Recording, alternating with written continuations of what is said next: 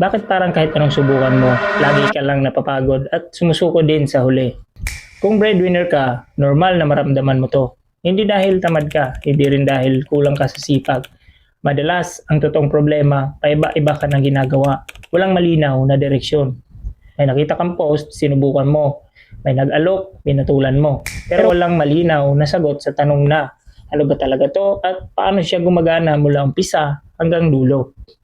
Kapag ganito, mabilis kang mapapagod. Hindi dahil mahirap, kundi dahil malabo. Ang mas sustainable na approach, hindi basta try agad, hindi basta sali agad, kundi intindihin mo muna ang buong picture. Ano ang role mo, ano ang inaasahan sa'yo, anong klaseng oras at effort ang kailangan. Kapag malinaw ang proseso, mas nagiging madali magdesisyon kung itutuloy mo ba o hindi. Walang pressure, walang pilitan.